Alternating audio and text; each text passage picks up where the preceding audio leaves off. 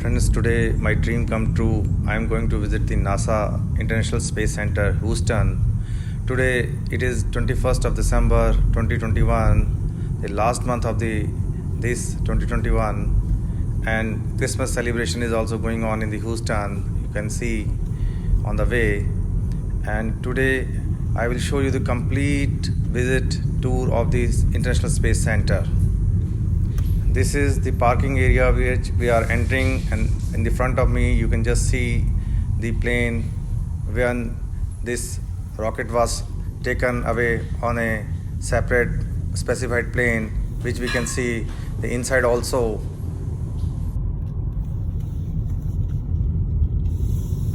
While I am entering into the space station as an Indian, I am also remembering the Kalpana Chawla and our squadron leader Rakesh Sharma. And Rakesh Sharma's famous line when Prime Minister Indira Gandhi asked him कि ऊपर से हिंदुस्तान कैसा लगता है, and his lines were सारे जहां से अच्छा.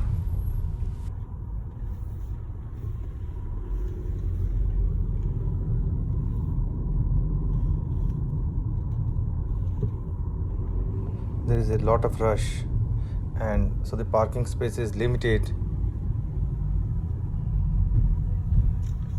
So now we are finding a place for the parking. Let's see, we may get in this lot.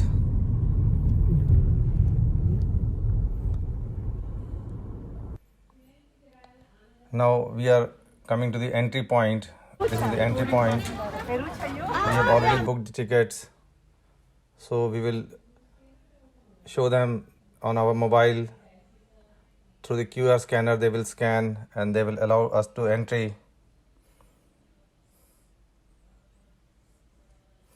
This is very simple. And now we are entering into the main building. This is the hall where many installations, simulations, models, big screens are available. So when a person comes first time, he will be totally amazed to see the place. I have made a live streaming for this area, which you see in my videos episode 1. And the rest of the part, which when we go inside, I will be make another video, because it is not possible for me to make the live streaming for such a long time, because the total duration of this tour will be coming to be around 1 hour.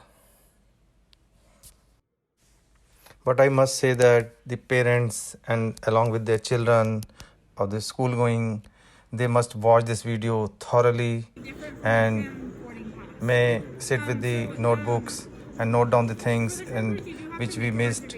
You can see again and again the video. And this is a very knowledgeable section. In this 15 or 20 minutes, this gentleman is explaining about the complete thing. Back on Earth, meaning here on the station we can get a closer look at life at the cellular level. This will help us not only to cure diseases, but to get a better understanding of genetics, which can lead to things like safer organ transplant procedures in hospitals all Enjoy around this the world. 15 minutes presentation by this gentleman, and I will come again. Last night we were creating alloys, and alloys when you blend two different types of metal together. Now on Earth it's very difficult to mix large quantities of metals like, say, lead and tin together, because lead is so much heavier than tin. If you try and melt them and pour them together on planet Earth, the molten lead will just sink to the bottom of a smelter and the molten tin will stay on top, like oil and vinegar in a salad dressing. Hang on. This is awkward. There's supposed to be a door here in front of the toilet, but it looks like someone's removed it. I guess I'll wait. But using the bathroom in space is very different to using the bathroom down on Earth. On Earth, water and gravity flush away all of our waste, right? Here in space, we have neither of those things. So, suction has to be used instead. Solid waste, or number 2, goes in here. Yes, it is a very small target. You do need to be careful where you aim. Once you hit the target, suction takes over, not only keeping you in place on the toilet, but also storing your solid waste in a separate compartment for disposal later. Liquid waste, or number 1, goes in here. Does anyone know what happens to the liquid waste on board the International Space Station? It's recycled, someone said? Yeah. Now, water is a very precious commodity here in space, so that's certainly something we want to be careful with. In fact, folks, all of the liquid on the International Space Station is collected, filtered, purified, and yes, recycled. Now, this may sound disgusting to some people, but it's technology like this that is actually saving lives back on planet Earth. Imagine you're in an area of the world that's suffering from drought and they haven't had any rain. Or maybe their water sources become polluted and they don't have access to clean drinking water. Filtration systems, just like the one that we have here on the International Space Station, and that was invented for the International Space Station, are being deployed to disaster zones and refugee camps all around the world, and are saving thousands of lives as we speak. And the water doesn't even taste bad. Now, water behaves very differently up here in space than it does on Earth. If we were on Earth and I was to squeeze this bag of water, you'd see droplets come out the end of the straw and fall to the ground, right? But what happens when you squeeze a bag of water in space? Let's find out. On board the International Space Station, the strongest force acting upon the water is not gravity, but surface tension, which makes the water form those round shapes. These solid bubbles of water will float freely around the station until they run into anything with absorbency, like a t-shirt or a towel, that will slowly soak up the water like a sponge. All right, young astronauts, time for a pop quiz. You only thought you weren't in school today. Approximately 60% of the human body is made up of water, exactly right. And the longer you spend in space, the more changes the water in your own body begins to undergo. All of the excess water that you typically store in your skin, your organs, or down in your legs begins to flow upwards into your chest cavity and your head. This is because the extra water in your body is being pulled towards your personal center of gravity. What this does on a practical level is make your face look very puffy, like you've got a really bad cold or a really bad allergy, and it makes your arms and legs look very thin. We call this in space getting chicken legs.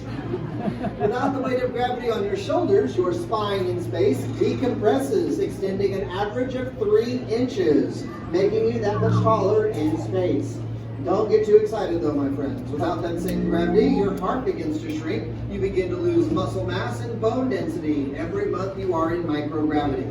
But don't panic, for the most part these are all temporary changes. And once you go back to Earth, very slowly your body goes back to normal. But this is why it's so important for astronauts to be physically fit. Currently, there are 7 crew members on the International Space Station. Each of these 7 crew members is required, not recommended, not optional, required to exercise 2 hours a day, 7 days a week. That's quite the intense workout. I realize y'all don't have 2 hours to spend with me here today, which is of course the only reason I'm not going to begin my 2-hour workout right now. But I do want to demonstrate for you guys just one of the pieces of exercise equipment we have here on the station. This right here, my friends, is called a dual cycle ergometer. We just call it a space bike. Now, you may be sitting there wondering, Kevin, this looks like the exercise bike I have at my gym at home. What's so space about it? Well, it's not what the bike is made out of or what it even looks like that makes it special, folks. What I want to talk about today is how it is used in microgravity. See, on the station, there is no gravity to keep me here in my seat. I don't have a strap or a seatbelt to hold me down either, you folks. So, as I work the pedals with my legs, if I want to stay in one place, I need to engage my arms and my upper body to work directly against the motion of my own legs. So what would be a simple and straightforward leg exercise on planet Earth for you and me suddenly becomes a full body workout aboard the International Space Station.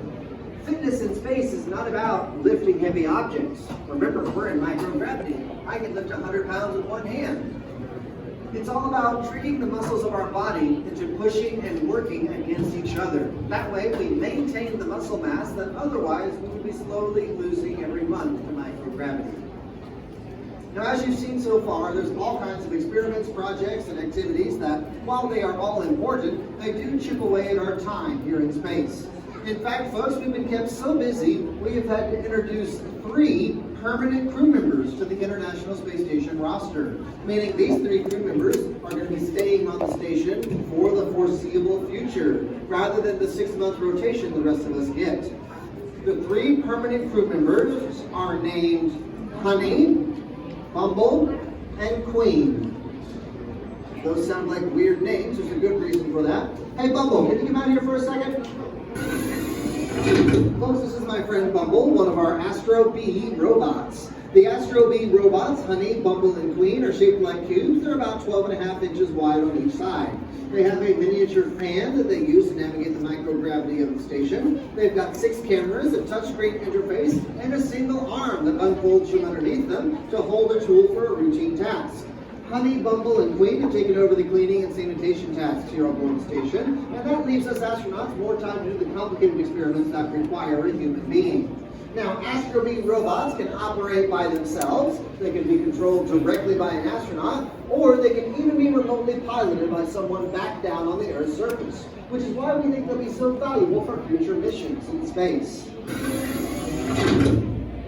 But folks, even with the best and most modern robots to help us out, at the end of the day, we are exhausted, and it's good to sit back and relax. However, there are 2 major problems to sleeping in space. Obstacle number 1 to sleeping in space: location. We are 240 miles above the surface of the Earth. In order to maintain that altitude and to prevent Earth's gravity from just pulling us back down into the outer atmosphere, which would cause us to break apart and burn into thousands of pieces, no pressure, the International Space Station must travel at a minimum of 5 miles every single second. That translates to 17,500 miles per hour. At that speed, the ISS makes a complete orbit of the world in 90 minutes. So throughout the course of a 24-hour day on board the station, we will see 16 sunrises and 16 sunsets outside our windows, 1 every 45 minutes. Problem number 2 with sleeping in space: microgravity. If I just lay down and try and catch a nap, I'm going to find myself floating off around the station, bumping into astronauts, cosmonauts, robots. Who knows where I might wake up? So, every crew member on the station has their very own sleep restraint unit, or SRU as we call it in English. This is a very careful blend between a sleeping bag and a straitjacket. You strap your feet to the bottom of your sleeping bag, you strap your arms to the sides of the sleeping bag, and you zip yourself in for the night to keep yourself from floating away. This strap here is to make sure that your head never leaves this pillow. I have several parents ask me every day where they can purchase these for young children. Now, another pretty common question I get asked is, hey Kevin, how do you decide who gets to sleep upside down in this SRU? For those young aspiring astronauts, I gently remind them, there is no such thing as upside down in space. Once you leave Earth's atmosphere, concepts like up and down become meaningless. In the microgravity of space, my friends, sleeping in this SRU looks and feels exactly the same as sleeping in this one. Some of you may have even noticed that this side of the station looks very similar to this side of the station. I've got drawers, shelves, workstations, computers. If there's no such thing as up or down in space, what exactly is the difference between the floor, the ceiling, and the wall? Short answer, there is none, because all 4 sides are used by the crew of the ISS. But that's not the only new perspective we have to get used to while we're here. Floating beneath us, set against the vastness of space, we see just outside of our windows a blue orb that we call planet Earth. But the planet Earth that we see from here doesn't have any national borders drawn over the continents, and neither does this station. We are, as the name implies, an international space station, formed as a partnership between 15 different countries, the flags of which you can see over here on the side of the module. We have hosted astronauts from 19 different countries and projects and experiments from over 30 separate nations. This makes the International Space Station the largest and longest lasting scientific collaboration in the history of the human species. So many people who have come up here and spent time on board the station have often commented that working alongside such an international crew has given them a new perspective in the human experience. Everything we do on board the station is giving us new perspectives in the fields of science and medicine. Whether it's the complicated experiments that require microgravity or the advances in robotics that help us collect and analyze data. What we do in space is saving lives on planet Earth and pushing us forward to new destinations. We are on schedule to put an astronaut on the surface of the moon in the year 2025. We are on schedule to put an astronaut on the surface of Mars in the 2030s. But neither of these goals could be accomplished without first recognizing the decades of hard work and dedicated research on board the International Space Station.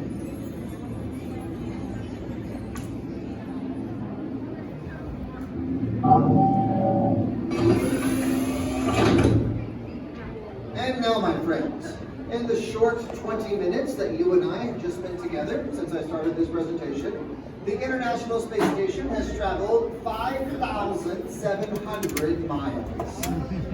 Give you an idea of what that looks like. If we began our journey 20 minutes ago over the city of Houston, Texas, we are currently coasting above Barcelona, Spain.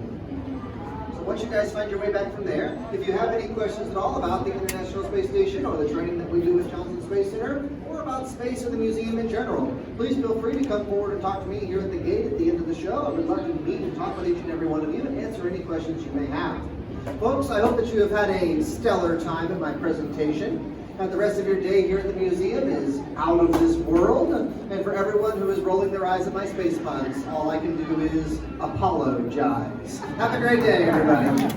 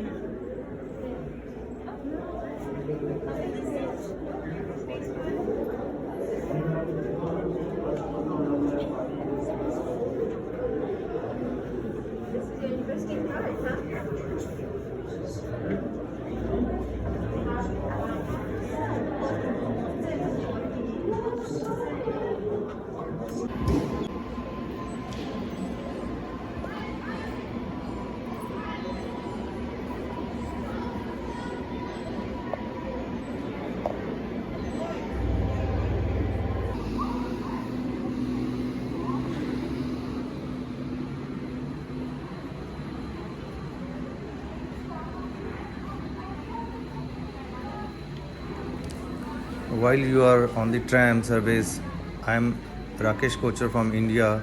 I am remembering my ISRO also and the ISRO chief and their efforts, and lately they have done the Mangalyaan Abhiyan, and I must also salute all of them, and moreover to our Prime Minister Mr. Modi ji, whose efforts and whose vision is growing the ISRO like anything, and they are doing more and more efforts.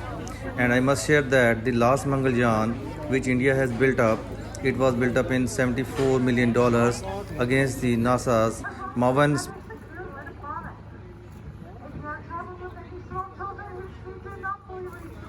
spacecraft in the $672 million.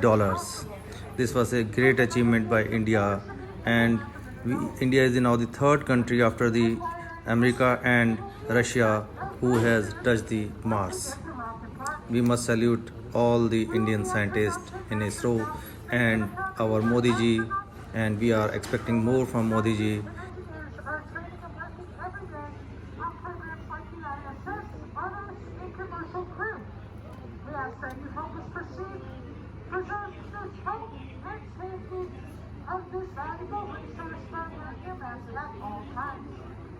Again, I'm your host, Samantha. Our driver's name is Alex, and it looks like we're just about ready to go. So, Alex, when you're ready, we are clear.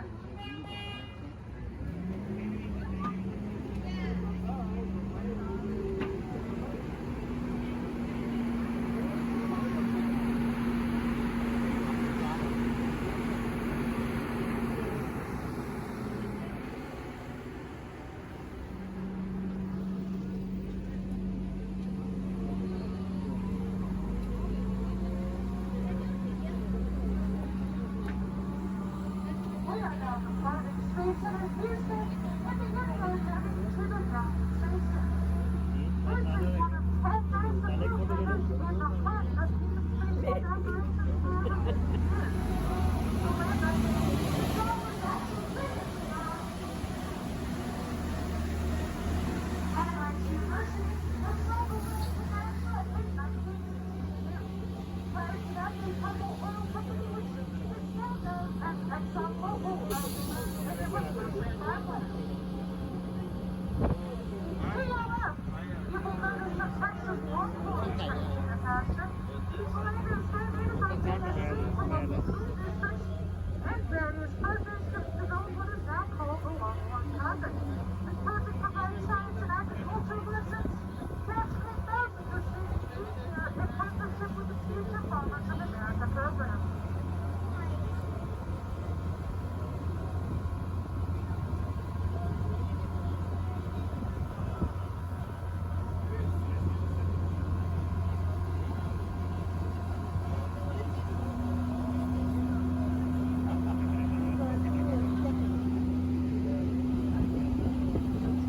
All right, folks, up ahead is Houston Rocket's large flight building, which houses our Saturn V rocket. Out of the 3 Saturn V's on display in the world, this Saturn V is completely flight certified. This means the parts of this Saturn V are made of those parts for missions that never flew, i.e. Apollo 18, Apollo 19, and Apollo 20.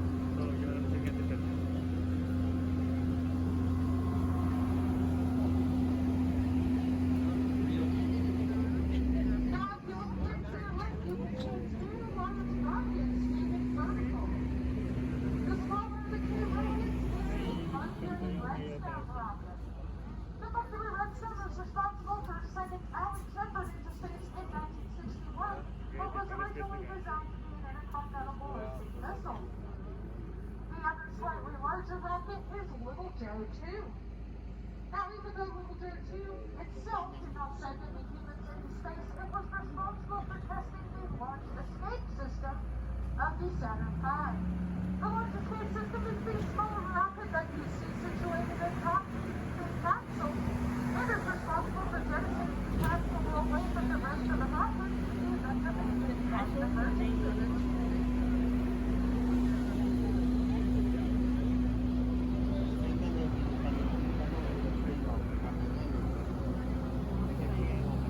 Alright, folks, we'll now be dropping you off at Rocket Park. A quick reminder to everyone that once you're all ready to head back to Space Center Houston, you will see an unexpected on and any other transit parking vehicles. You can now have the boarding and travel and drop you off. And also another little bit of technical announcement. You cannot walk back to Space Center Houston on foot, but that is a federal offense.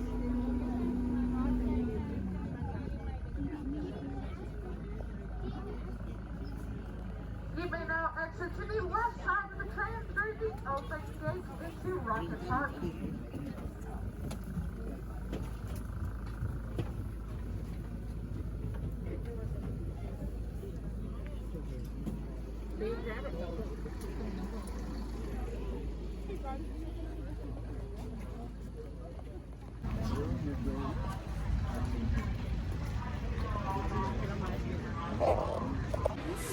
I must tell you something about this Saturn V rocket.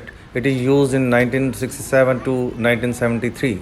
The largest rocket built at the time of the historic mission to the moon, the Saturn V carried the 45-ton Apollo spacecraft on the Earth orbital and the lunar mission from 1967 to 1972. It also launched the 120-ton Skylab into the Earth orbit on the May 14, 1973.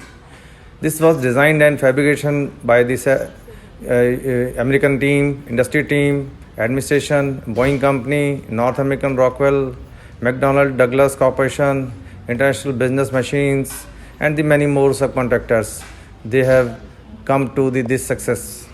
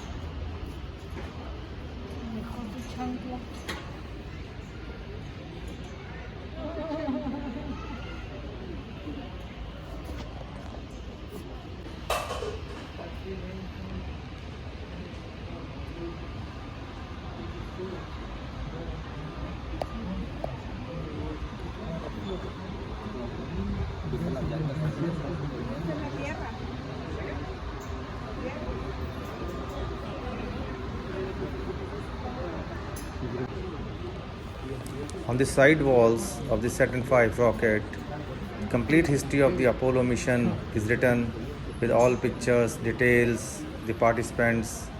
It is very useful to study. Please go through that also.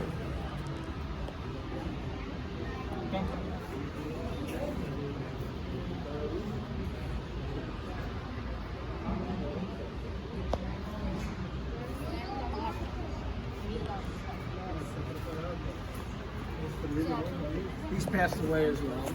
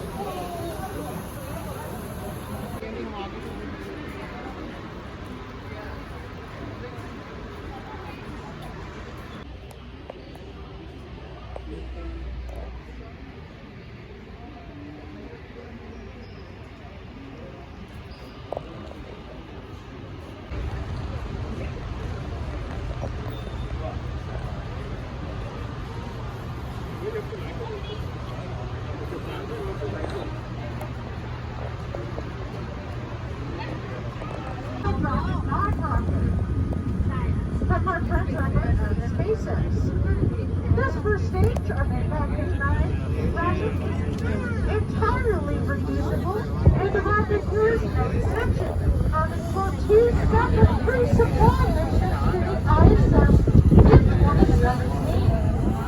When this technology will send astronauts to space, much more frequently than having to fly for but in order to realize our dreams of putting an astronaut on the moon in mid-2020 and on Mars in the 2030s, we need all the scientists, engineers, and astronauts we can get. If you indulge in this plan towards then, maybe one day you can contact JC as part of our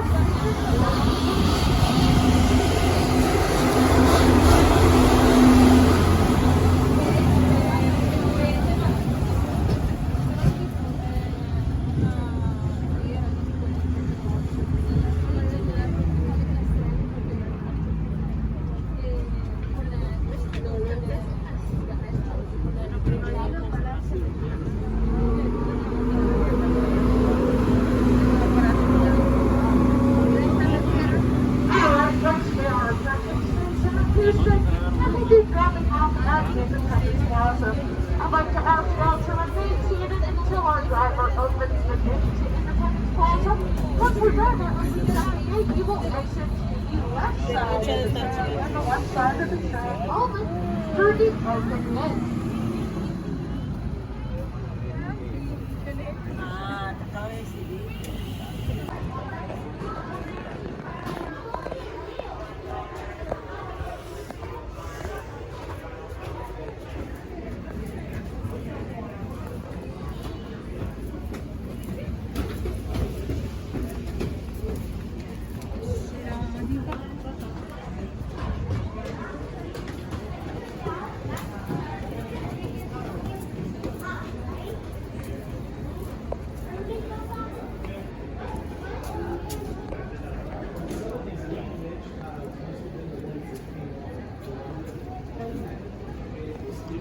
क्या हुआ था?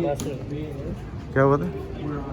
ये plane के ऊपर rocket को लगा के एक पार्ट से दूसरे पार्ट में लगे रहने की वजह से ट्राई करते हैं।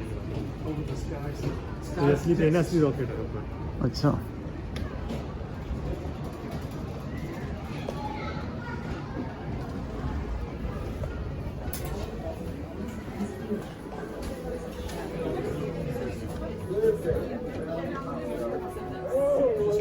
How they did the spaceship back in so a lot of times they would land in California and they had to get back to Cape, right? They had to get back to जैसे कि वहाँ से launch करना था। Florida से launch करते हैं ना सारी चीज़ें, कैलिफोर्निया में बनाया था, वहाँ से बहुत ऐसा किया था। This is how they did it back. So your body taking engines off.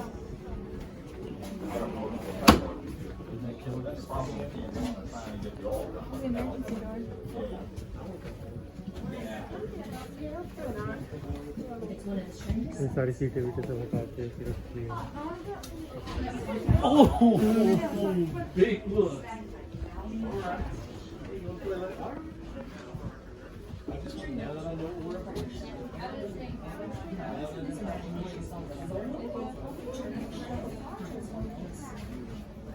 His name is John Kuiper. John Kuiper was so very instrumental in the space shuttle program because he was the one that came up with the idea of placing the space shuttle orbiter on top of the 747, the Boeing 747, to move it across the country, to get it from California back to Cape Canaveral for the next launch. When John Kuiper proposed his feedback and idea to NASA officials, they were skeptical. But the problem was primarily one of learning to fly them. We made some very bad landings and we banged up the wing. By refining the models and test after test, John Kuiper and his team finally achieved success. So we talked about every kind of school and asked them what we should do. They recommended that we partially deploy the speed braking body plan. This has made the model fly. Well, he built radio-controlled models to prove that yes, we can. Yes, we can.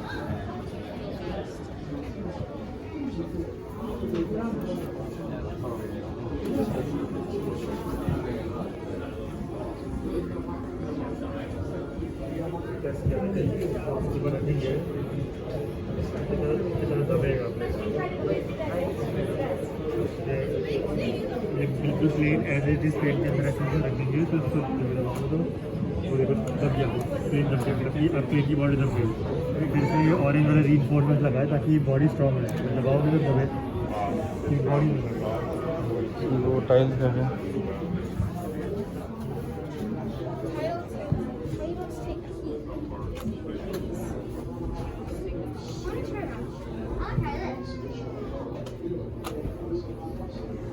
Heat हो जाते हैं ना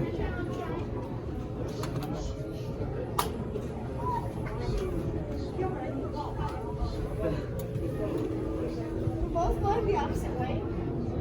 Okay, now I'm done.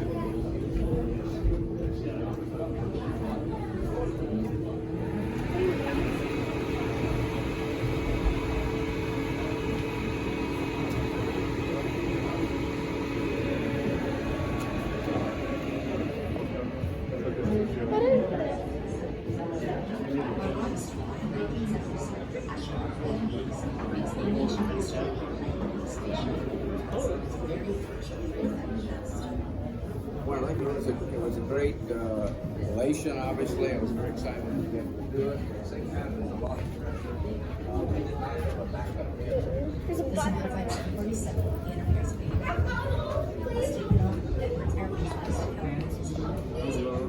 Real surprise. Looked out all the windows and read all the can't see.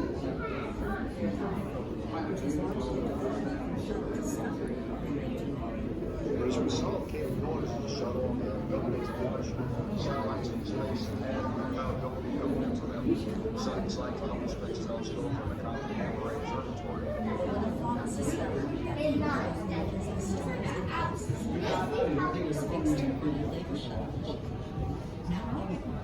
嗯，让它走到下面，然后把它降下来。嗯。那它就是这样子弄的吗？应该就是这个原理，就这个原理。飞机还挺大的，我还没想到那个气子器能这么大，是不是？就你平时也不觉得坐飞机的时候。往前走，看到前面有人。往前面的有一个。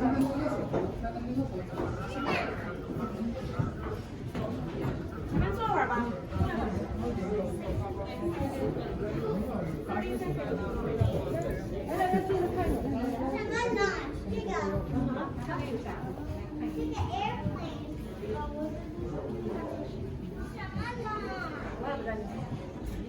航天飞机 launch。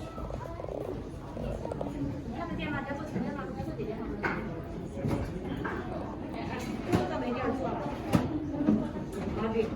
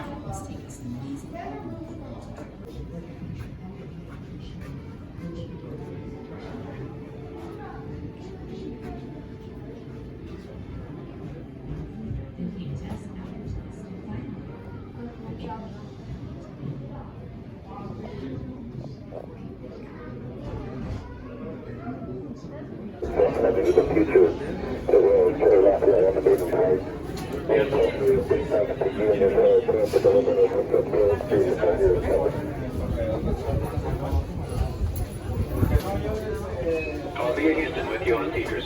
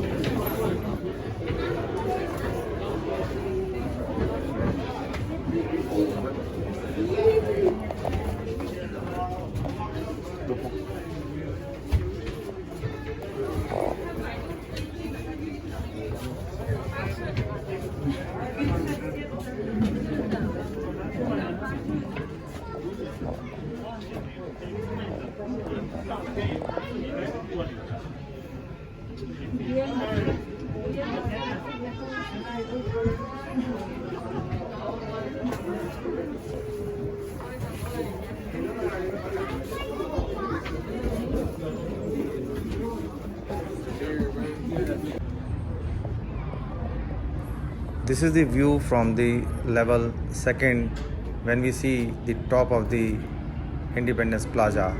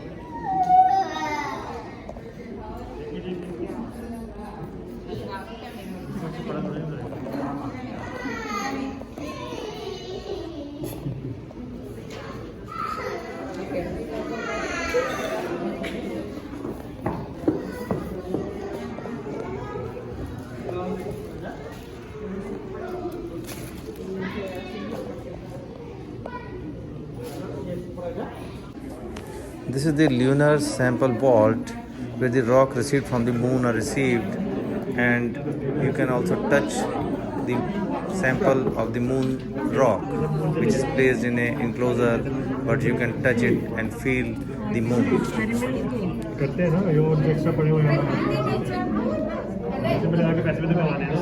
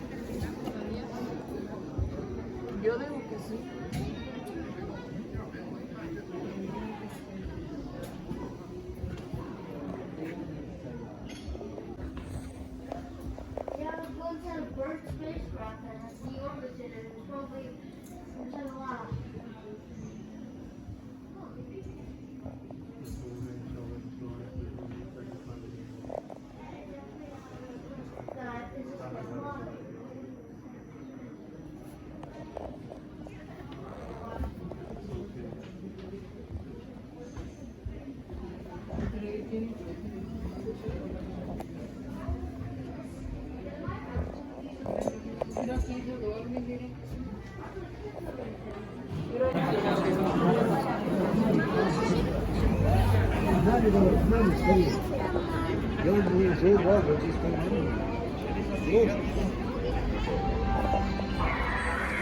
now we are entering into the Space Center Theater, where NASA will be presenting a presentation on all the detailed activities which ISS is doing. It is worth watching.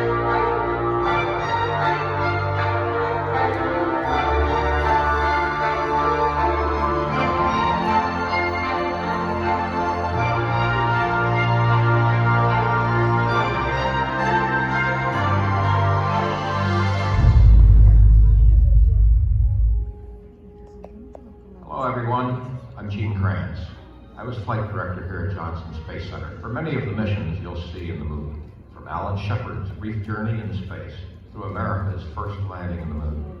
Welcome to Destiny Theater. Before we start the show, allow me to direct your attention to the lectern located just to the right of the screen. We feel very fortunate to have this piece of history here at Space Center Houston. From this very lectern, John F. Kennedy declared our country's commitment to send a human to the moon. You will see highlights of this famous Rice University address in the following film presentation. Our film on human destiny tells the great human adventure of manned space exploration, from the first-hand glimpses of the Mercury program to the on-orbit research carried out today in the space shuttle. Look for me in the film wearing a white vest. Following the film, you will be shown into our Starship Gallery, which contains some of the actual spacecraft used by NASA on the historic voyages you've seen. You will be walking in the footsteps of all those who have dedicated their life to space exploration. And now, Space Center Houston proudly presents On Human Destiny.